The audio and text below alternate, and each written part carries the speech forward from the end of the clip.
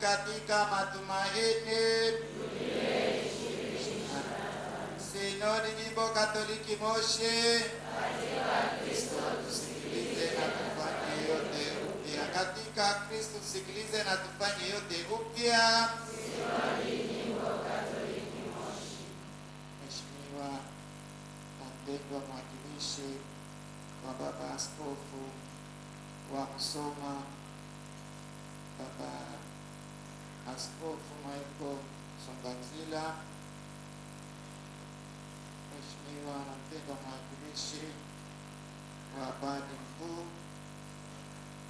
kimataifa katika shirika la mapadri wa kazi ya Roho Mtakatifu, Padri Alex Saitoti, Mheshimiwa mpendwa Padri Kadisius kiongozi wa mapadri wa kazi ya Roho Mtakatifu kanda, wapendwa mavikari wote mlioko hapa, wapendwa mapadri wote kutoka sehemu mbalimbali kwa ajili ya sherehe hii, Mheshimiwa na mpendwa Mama Agnes, mkuu wa shirika la masista wa kazi ya Roho Mtakatifu hapa Moshi, hapa Tanzania, wapendwa wana jubilee ya dhahabu na jubilee ya fedha, wapendwa watawa wote wa kiume na wa kike mlioko hapa, wapendwa wazazi wa hawa wana jubilee mliotoka sehemu mbalimbali, pamoja na marafiki na wafadhili wetu, wapendwa masista wa mashirika yote, wapendwa vijana wetu wa vyombo vya habari mlioko hapa, wapendwa mashemasi,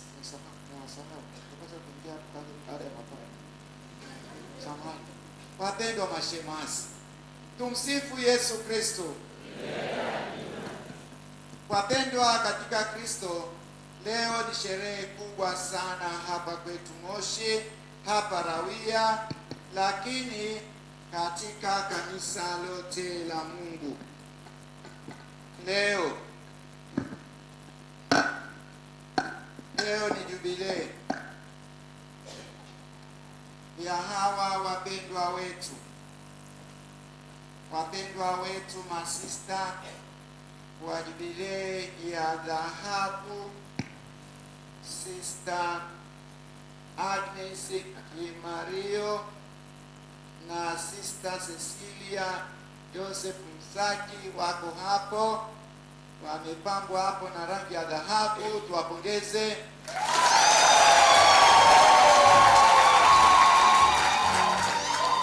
Lakini pia ni sherehe ya masista wa jubilee ya fedha miaka 25 na mama mkuu wa shirika akiwa wa kwanza Sister Agnes Wilson Mwita, Sister Concessa Plotas Mushi, Sister Corlina Asenga, Sister Marieta, Sister Margaret, Sister Serapia, Sister Teresia na Sister Teresia.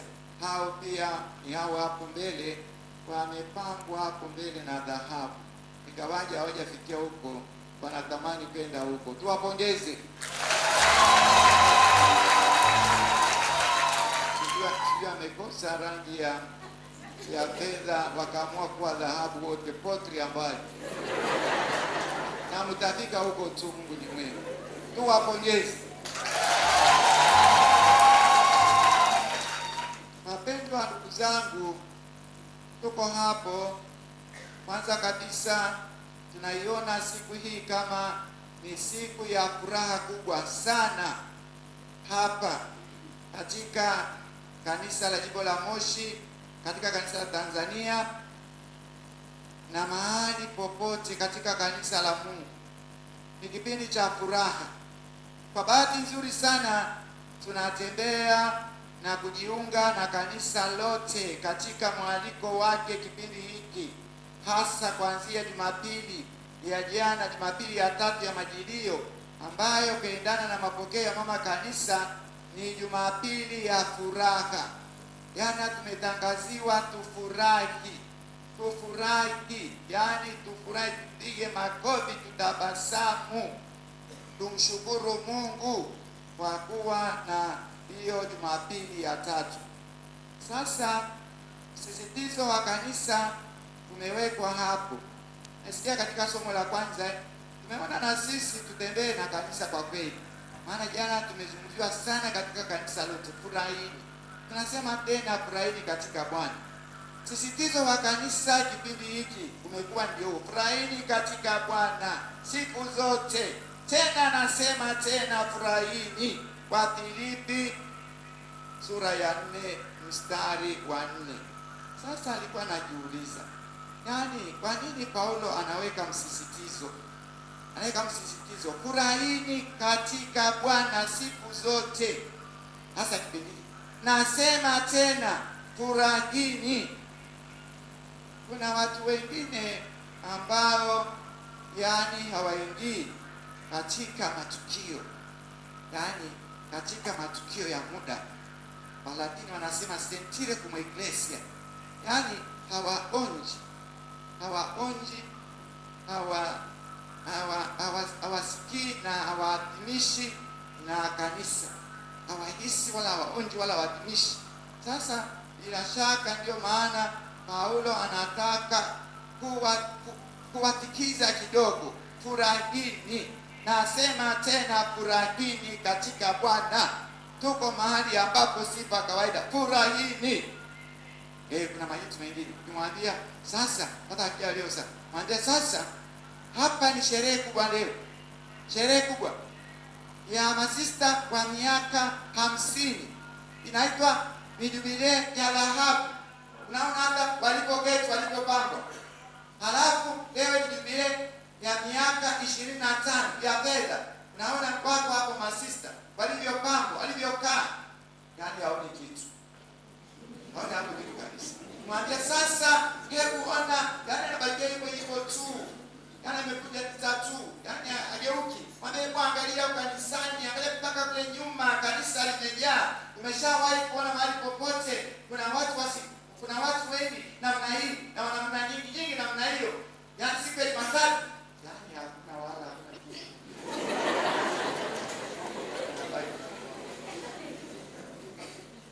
Sasa ukimwambia tulipotoka kule, tulipotoka kule mwanzoni kule, simeona kwamba barabara imepangwa na kuna harufu nzuri inayotoka huko. Bila shaka tukitoka hapa leo, yani tutafurahia vitu vya huko, wala hakuna chochote.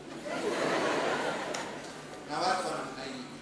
Sasa watu wanamna hiyo, bali maandiko matakatifu maana yake ni matakatifu. Ukishasema mara moja inatosha.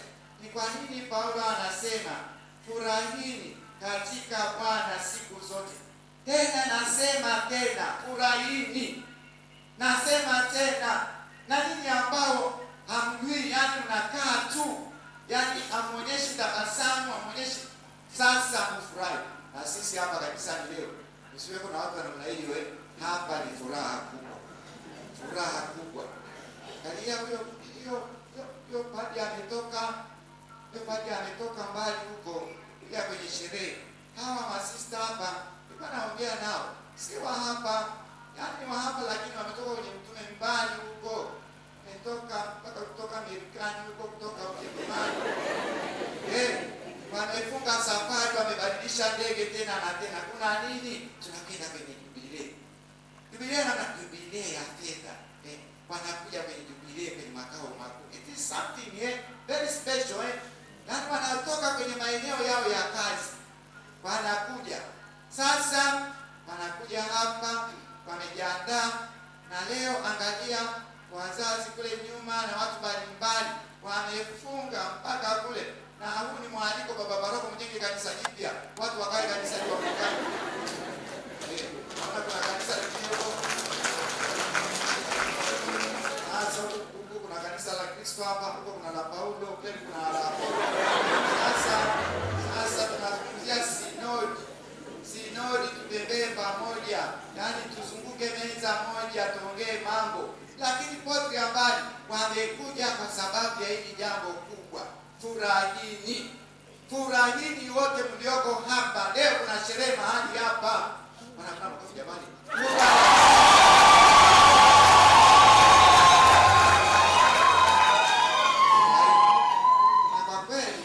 Kwa kweli mhubiri anasema, mwandishi wa Biblia anasema kwamba baragumu lipigwe. Baragumu lipigwe, litangaze hili jambo. Watu wafahamu kwamba kuna jambo. Baragumu lipigwe. Baragumu lipigwe. Yaani hapa kwetu siku hizi baragumu ingekuwa nini labda? Sasa baragumu lipigwe, litangaze hilo jambo. Mbona hakuna kitu?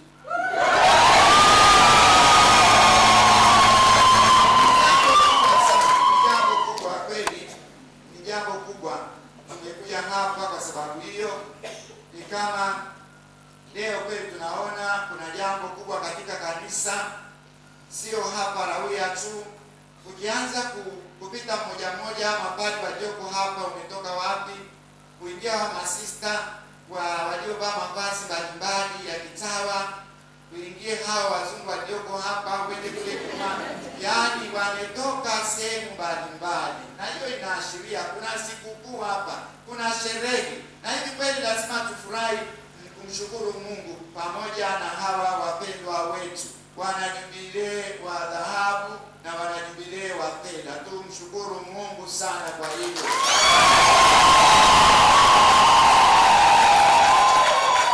Kumbe sisi hapa tunafurahi kwa sababu Bwana anakuja. Nimesema tumeingia hapo kwenye mwendo wa kanisa, Bwana anakuja. Tunafurahi kama wana kanisa, tuko ndani ya kanisa lote, singine kumwekilesia. Lakini zaidi ya hapo, tukiwa hapa Rauya leo, tunafurahi kwa sababu ya jambo kubwa ambalo Bwana Yesu amependa tuliadhimishe. Na hivi tufurahi, tutabasamu na tushangilie. Tufurahi, tutabasamu na tushangilie.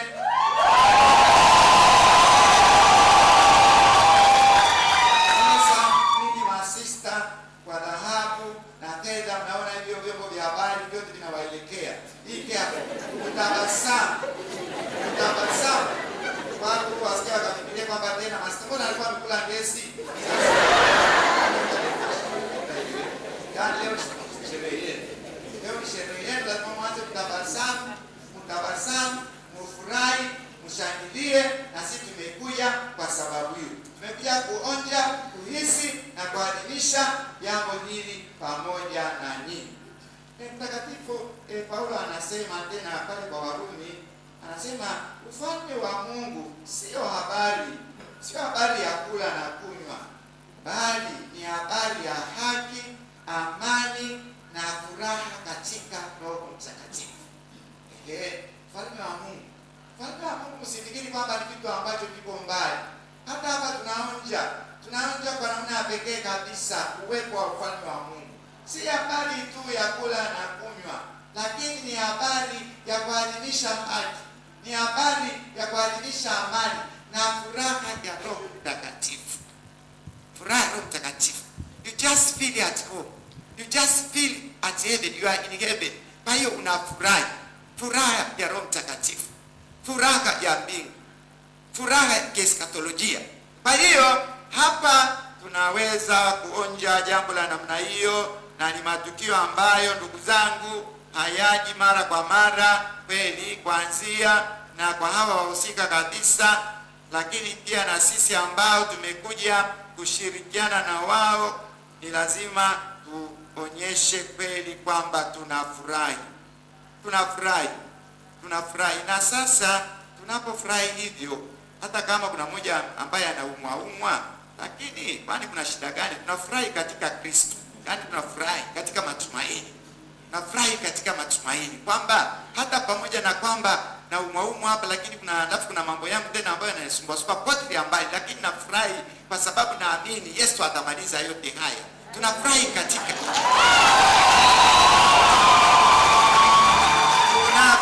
katika matumaini ya kiinjili, matumaini ya heri, matumaini katika Kristo. Kumbe ndugu zangu, nyote mfurahi, msijali. Yaani mfurahi, leo hapa kanisani kuadhimisha vizuri, kuimba vizuri, na kama huko ametuandalia vyakula huko mule vizuri, mule vizuri na mnywe vizuri, lakini msinywe sana, kidogo ile ya kutosha. Leo ni sikukuu, leo ni sikukuu, ni siku ya furaha.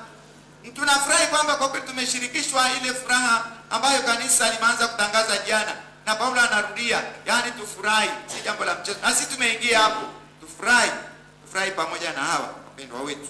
Ni siku ya furaha. Sasa lakini pia ni siku ya shukrani. Nimesikia lile somo la pili kutoka katika barua ya Mtakatifu Paulo mtume kwa Kolosai sura ya 3 na hasa ule mstari wa 15, anasema na amani ya Kristo yamwe mioyoni mwenu, ndiyo mlioitiwa katika mwili mmoja, tena iweni watu wa shukrani. Wapendwa, watawa mlioko hapa, hasa nyinyi wapendwa mnaoadhimisha, tunawashukuru sana. Mama Agnes pamoja na wenzako, Mama Cecilia pamoja na Sister Cecilia, tena wako Cecilia wangapi? Agnes. Moja ni Agnes, mwingine ni Cecilia. Tunawashukuru sana. Yaani kwa mpango huu, si kwamba ni mpango wa kanisa tunawashirika, lakini na nyinyi mmeingia hapo kama announcement, nasema kitu hiki kifanyike. Maana kama hamungeliona ni jambo la pekee kabisa, hamungetoka kule Ujerumani na kule Marekani muje. Mngeweza kusema tunafanya hivyo, ndio tunafanya huko. Tena sasa nashangaa, mimi nikiwa kule Marekani nikapata picha ya sister moja yuko hapa. Sasa padri akaniambia, padri wangu anayesoma akaniambia leo tunasherehekea hapa. Nikaona wanatoka kanisani. Sasa si ingetosha kule Marekani, yaani amefanya sherehe kubwa kweli kwenye misa takatifu, nikaona hapo wanampongeza. Lakini hata hivyo kule ni Marekani, amekuja nyumbani kwenye makao makuu, akafurahi na masista wenzake, akafurahi na wazazi wake, akafurahi na kanisa la Tanzania, akafurahi na kanisa la Afrika. Very good dear sisters, you have done very well. Kumbuke nyumbani utume sawa, lakini hamkuteremka tu mkapelekwa kwenye utume, hamkuteremka tu huko juu alafu mkapelekwa kwenye utume. Mna machimbuko, mmefanya vizuri sana. Kwa hiyo tunawashukuru na mmekuja kushukuru. Mmetaka mje mkashukuru pale mlipopokelewa mara ya kwanza kama ansi bila shaka ilikuwa ni hapa. Yaani unakuja tu unapiga hodi unasema jamani naweza kuingia, unaambia kaa hapo kidogo, yaani kula kidogo hapo, angalia kama kuna utawa. Yaani lakini kama ansi alafu kende ndani alafu nini, yote yalikuwa ni hapa kwenye mmerudi katika mazingira yale. Na hii ni ishara kubwa ya kuheshimu mlikotoka, kuheshimu machimbuko. Hamkuteremka tu kutoka angani, mmeundwa mkawa hivyo, mkapelekwa kwenye misioni na mmerudi hapa kuja kumshukuru Mungu na mrudi tena. Sasa jambo hili ni muhimu sana, tusione tu kwamba si walikuwa waje tu. Na wengine wanaweza kusema na umauma, naomba nibaki huko Marekani tu, sijisikii vizuri nibaki huko Ujerumani. Wamekuja nyumbani, wamekuja kushukuru, na sisi tumekuja kumshukuru Mungu pamoja nanyi. Paulo anaona shukrani katika maisha yetu kama binadamu ni jambo muhimu sana. Tena iweni watu wa shukrani. Msiishi hivi tu, yani kama moyo usio na shukrani ukaosha mema yote. Tena iweni watu wa shukrani. Pamoja na hayo mengine yote ambayo mnaweza, muwe watu wa shukrani kwa Mungu, kwa kanisa, kwa shirika na kwa wenzenu, watawa wenzenu. Na ndilo ambalo umekuja kulitangaza kwa kipindi hiki ambacho mko pamoja na sisi hapa. Tunawashukuru sana na muwe na uhakika kwamba hili kanisa limejaa hivi na huko nje watu wamejaa hivi kwa sababu tumekuja kushukuru pamoja na nyinyi. Tumshukuru Mungu pamoja na nyinyi. Kuishukuru kanisa kwamba ndani ya kanisa Katoliki leo kuna zawadi ya namna hii. Lakini kulishukuru shirika jinsi ambavyo limeunda, limelea, likatunza hii mbegu ya wito, na mpaka sasa imefikia miaka 25, miaka 50. Tumekuja kushukuru shirika. Ukiona vyaelea vimeundwa, hawakuteremka hivyo wakaingia kwenye jubilea miaka 50 na jubilea miaka 25. Wameundwa na shirika, wametunzwa na shirika, wameelimishwa na shirika, wakatumwa na shirika. Kumbe haya ni mambo ambayo wakati mwingine huwa hatuyaoni. Shukrani lazima ianzie kwa Mungu mkuu, ianzie kwa Bwana wetu Yesu Kristo, ije kwa Roho Mtakatifu anayekuza na kutikiza mioyo isikie mambo ya Mungu. Halafu sasa kanisa linapokea. Kwa tunasema kanisa ni mama, kanisa ni mlezi, kanisa ni mwalimu, kanisa ni mpatanishi. Naona sasa hapo ni lazima kutunza hapo sana. Kanisa ni mama, kanisa ni mlezi, kanisa ni mwalimu, kanisa ni mpatanishi. Sasa kanisa linafanya hayo yote, na kanisa lina visehemu vyake mbalimbali tu. Lina sehemu zake mbalimbali kufanya hayo mambo. Linalea kama mama, linatunza, linafundisha na linapatanisha, linawafanya watu wadumu daima katika roho ya Injili, katika roho ya kimungu. Kumbe ni jambo hili ambalo tunalifanya leo sio jambo la kawaida. Ni jambo hili limefanywa na Mungu, nalo ni jambo la ajabu kwetu. Zaburi anasema, Zaburi wa 118 ule mstari wa 23. Nasema jambo hili limefanywa na Mungu, nalo ni jambo la ajabu machoni petu. Na kuna mambo mengine tunaweza kuyaona hivi tu, lakini kwa kweli ukiingia kwa mfano kwenye historia ya hawa masista, ukianza na kila mmoja sasa yuko kwenye hatua hii, ni lazima tu arudi hapo na mzaburi. Lazima tu jana pa mambo mengi sana. Wamepitaje huko kutoka wakawa salama tangu, hebu fikiria, tangu mwaka wa kwanza hawa wa jubilei ya dhahabu. Hebu fikiria tangu mwaka wa kwanza, leo ni wa 50. Mwaka wa kwanza uhesabu. Yaani hata anzia tu pale mwaka wa kwanza tangu alipokuwa msista. Sasa unahesabu mwaka wa kwanza, wa pili, wa tatu, wa nne, wa tano, wa sita, wa saba, wa nane, wa tisa, wa 10. Unaenda mwaka 50 leo. Hongereni sana masista. Kweli. Hata 25 sio haba. 25 sio haba. 25 miaka mingi sana. Wamefikaje hapa kweli hayo mapito hayo ya tangu mwaka wa kwanza mpaka wa 25. Matendo ya Bwana ni makuu, yafikiriwe sana na wapendezwao nayo. Zaburi tena wa 111 mstari wa 2. Matendo ya Bwana ni makuu. Matendo ya Bwana ni makuu. Walivyotembea, walivyoingia kwenye mahangaiko ya kila namna, lakini wako hapa leo, wamekuja kutoa shukrani kwa Mungu, na sisi tumekuja kuunganika na kutoa shukrani. Katika injili ya leo tunaona pia kwamba Yesu naye ana ya kwake, anafurahi na akiwa anashangilia katika Roho Mtakatifu, ameinuliwa na Roho Mtakatifu, anamshukuru Mungu Baba. Anasema, namshukuru Baba Bwana wa mbingu na kushukuru Baba Bwana wa mbingu na nchi, kwa kuwa mambo haya umewaficha wenye hekima na akili, ukawafunulia watoto wachanga. Naam Baba, kwa kuwa ndivyo nilivyokupendeza. Sasa ni mambo gani?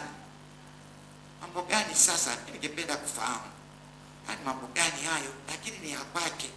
Kama vile hawa watawa hapa leo wana mambo ya ajabu ambao wao na Mungu tu anayafahamu, wao na Yesu wanayafahamu in and out.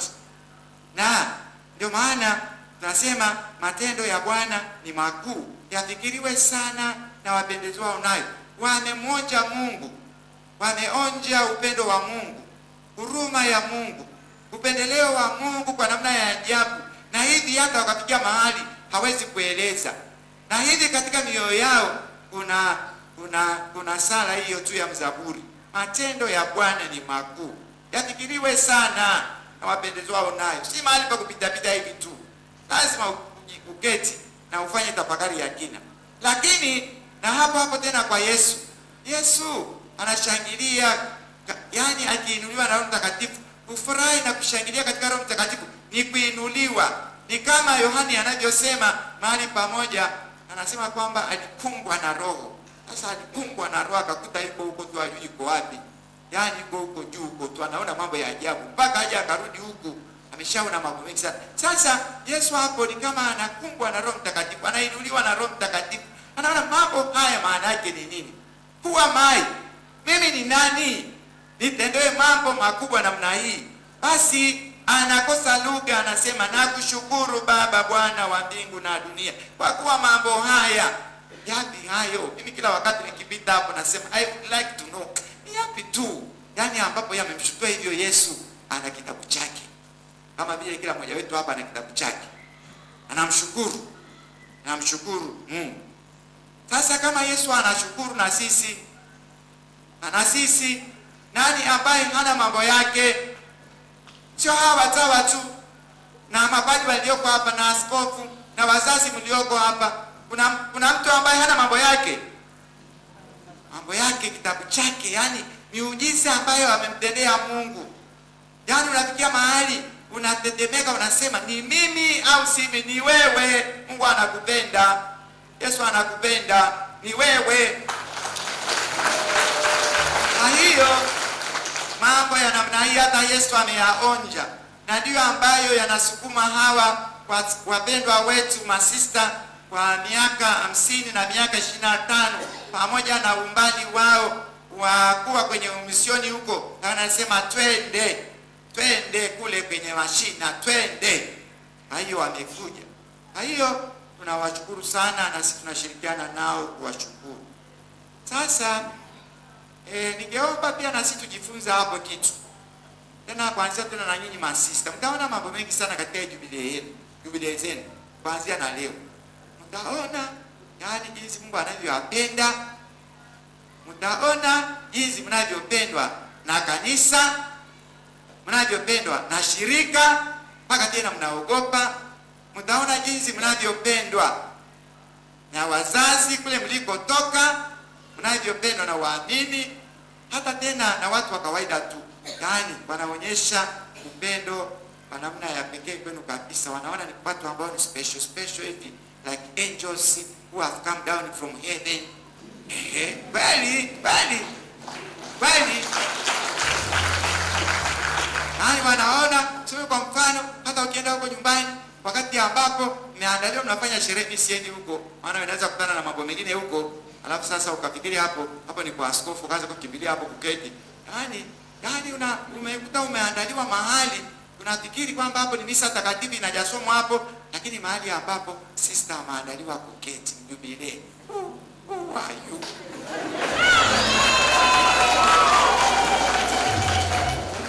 Watu kawaida tu. Watu kawaida tu, kamtumishi ka Yesu. Sasa lakini hata hivyo watu wanawajali, wanawapenda, wanasema hawa ni mabikira wa Kristo. Hawa sio wenzetu, hawa ndio waliopendelewa na Kristo. Kweli nimependelewa na Kristo kuliko mama zetu, kweli kuliko mama zenu. Ndivyo anavyowaona. Nasema hawa ni wa Yesu Bwana. Hawa ni wa mbinguni. Wanaishi maisha ya mbingu tu hapa duniani. Yani kwa kweli wako na sisi, si wenzetu. Si wenzetu kwa vipi? Mbona mkipika makande nao wanakula? Ndio. Lakini si wenzenu kiwito. Si wenzenu tena kiwito.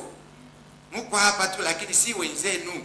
Kwa hiyo mnaona ni watu wa kawaida hivi, kwamba mnaona sasa mimi ni nani tu. Mnarudi hapo kwa Yesu na kushukuru Baba, Bwana wa mbingu na nchi, kwa kuwa mambo haya niwaficha wenye hekima na akili, kuwafunulia watoto wachanga.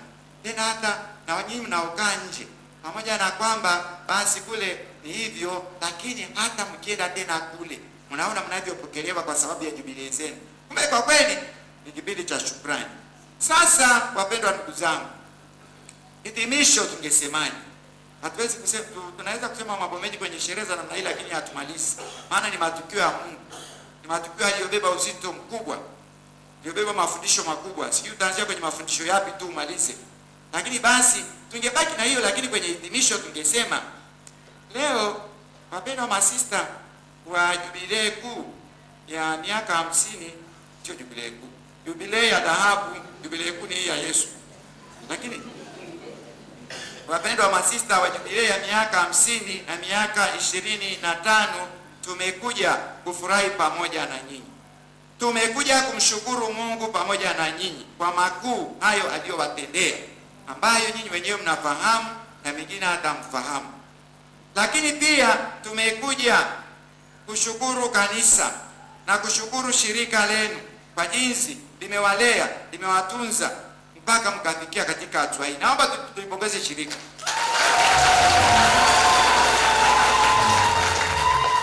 Wakati mwingine huwa tunasahau kanisa na shirika, tunafikiri kwamba tunaweza sisi wenyewe. We can do nothing. We have to respect the church in a very special way. The church, the diocese, and the religious congregation where you find yourself or yourselves. Without this you cannot.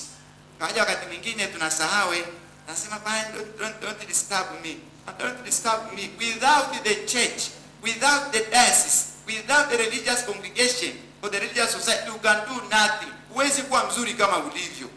Kwa hiyo tuwe na heshima sana kwa kanisa. Heshima sana kwa majimbo ambayo tupo. Heshima sana kwa shirika.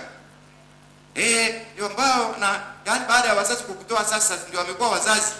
Lazima tuwe heshima sana kwa kanisa na kwa shirika. Tumekuja watawa wapendwa, kuja kutoa shukrani kwa kanisa, kwa shirika pamoja na nyinyi. Lakini pia tumekuja kuwaombea na kuwatakia matashi mema ya kuendelea kusonga mbele na wito wenu mtakatifu. Kamwe msipumzike, chapa kazi, songa mbele. Yaani muendelee kufanya kazi pamoja na Kristo. Songeni mbele. Leo umekuja kupata nguvu mpya hapa. Mkiwa mmeshikamana na Bwana Yesu, endeleeni kufanya kazi. Daima mkiwa mmejawa furaha. Mjawe furaha. Mkiwa ni watu wa sala kama ilivyo. Tunaamini mpaka sasa mko hapo, ndio maana mmefikia hapo. Mkiwa watu wa sala, muipende sana sala. Muipende sana sala, maana bila sala hatuwezi. Ni nguvu kuu ya maisha yetu.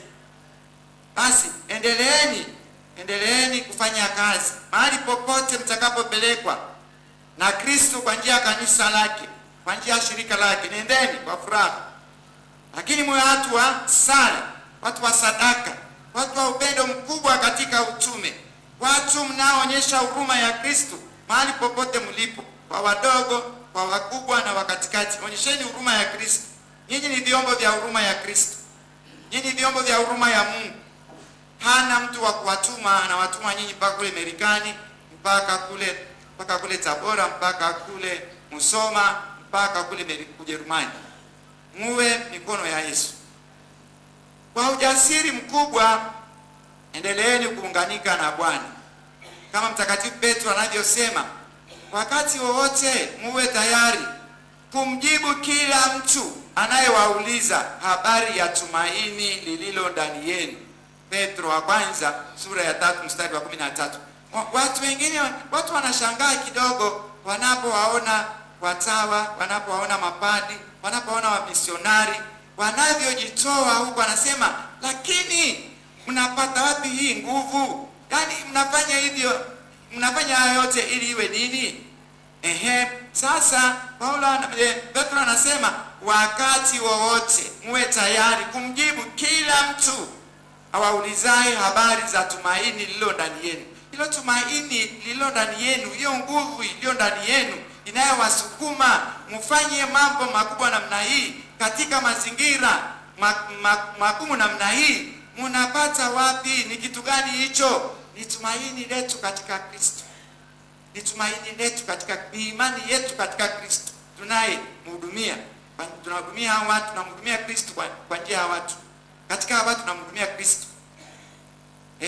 ni imani yetu kwa Kristo, ni tumaini letu kwa Kristo, ni upendo wetu kwa Kristo ndio unaotusukuma tuwe hapa na tufanye haya. Kwa hiyo lazima tutoe majibu, lakini lazima tuwe vizuri kweli, kwa sababu mazingira ya utume yanaweza kuwa magumu hivi tukaishiwa na nguvu. Hatuwezi kuishiwa na nguvu mahali popote tukiwa tunafanya kazi pamoja na Kristo. Haiwezekani kuishiwa na nguvu.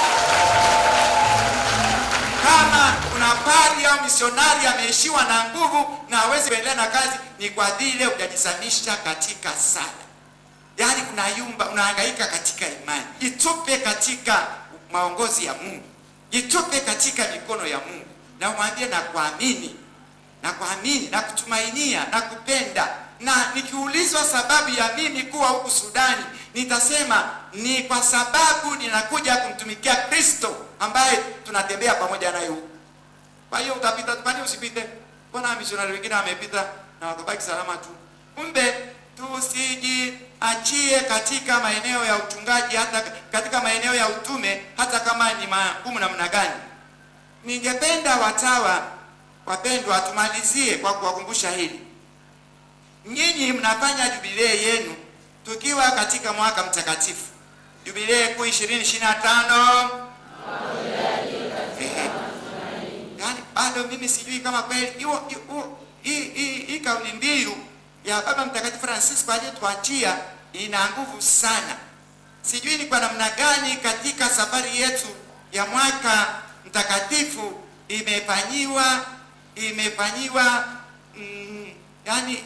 tumeijifunza kwa ndani na tukaweza kuielezea juu ya ukuu na utajiri wake.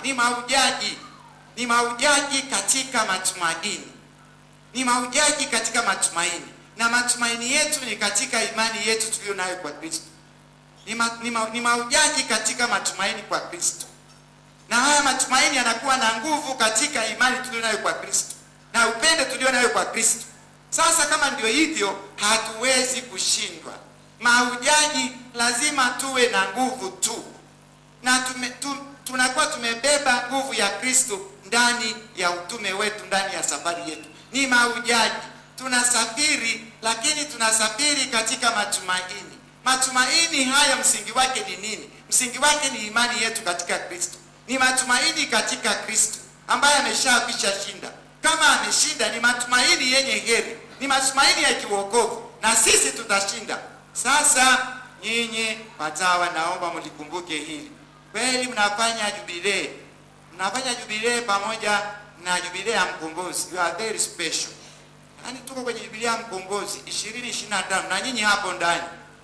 Yaani Mungu amewainua sana. Amewainua sana. Tena imejaribu kufuatilia, kumbe tangu mwanzoni hata mlipofanya 20, yaani kwa mfano ukifuatilia utakuta kwamba kuna Sister Cecilia na Agnes hapo walikuwa watawa wakiwa kwenye mwaka wa 25, mwaka wa 75, alafu wakaenda hivi. Yaani kila wakati wao wanakutana na jubilei ya nani? Jubilei ya mkombozi. Jubilei ya mkombozi. Sasa mnajiandaa tena kwenda jubilei nyingine ya 2075 huko, ndio tunawangojea huko. Tunangojewa huko. Kuna watu ambao wataiadhimisha huko mkiwa hapa, labda sisi hata kwa, lakini mtaadhimishwa huko. Sasa yani hili liwape nguvu sana. Liwape nguvu sana kwamba muko mahujaji katika matumaini. Nyinyi pamoja na kanisa lote ni mahujaji katika matumaini. Ni kama ni mahujaji katika matumaini kwa Kristo, basi mnapaswa kuendelea na utume mkiwa na nguvu na ujasiri mkubwa sana, kwa sababu hamwezi kushindwa kamwe. Ni matumaini katika Kristo. Ni matumaini ya ushindi. Ni matumaini ya heri. Ni matumaini ya kiwokovu. Kama yeye alishinda, na sisi tutashinda, na nyinyi mtashinda. Kumbe tufurahi, tuendelee kumshukuru Mungu, na tunaendelea kuwasindikiza katika sala zetu. Ni baraka kubwa sana ninyi wazazi wapendwa mlioko hapa. Naomba sana muwaombee watawa hawa. Endeleeni kuwaombea. Nyinyi wazazi mlioko hapa, ndugu na jamaa, marafiki hawa watawa, nyinyi mmebarikiwa sana kuwa na watu wa namna hii, kama marafiki, kama wazazi, kama ndugu. Yaani tunapokuwa na watu wa namna hii ni kama tunapata mahali pa kufanya reference, na mahali pa kukimbilia tunapokuwa na shida, kuuliza sasa hapa nifanyeje. Lakini pia tunapokuwa na watu wa namna hii tujue kwamba kwa kweli, yaani kwenye familia ambazo mna watawa hawa wamefikia mahali hapa, muone kwamba ni baraka kubwa sana katika familia. Baraka kubwa sana, ni upendeleo, ni zawadi ya pekee mmepewa, kwa sababu Mungu amewachukua huko wawe wa kwake, wawe karibu sana naye, wawe anamtumikia kwa namna ya pekee, watumikie watu wao, watumikie watu wa Mungu kwa namna ya pekee badala ya Mwenyezi Mungu. Heshima kubwa sana mmepewa wazazi, heshima kubwa sana mmepewa ndugu na jamaa, kuwatoa watu wa namna hii. Sasa tuendelee basi kuwapenda, tuendelee kuwaombea, na tuendelee kuwatakia daima matashi mema, ili kamwe wasikate tamaa. Tunamshukuru Bwana Yesu kwamba tuko hapa pamoja na nyinyi, na tuendelee na ibada hii takatifu ya misa sasa, ambayo ndio sadaka yetu kubwa tunaitolea kwa ajili yenu nyinyi wapendwa masista. Tumsifu Yesu Kristo.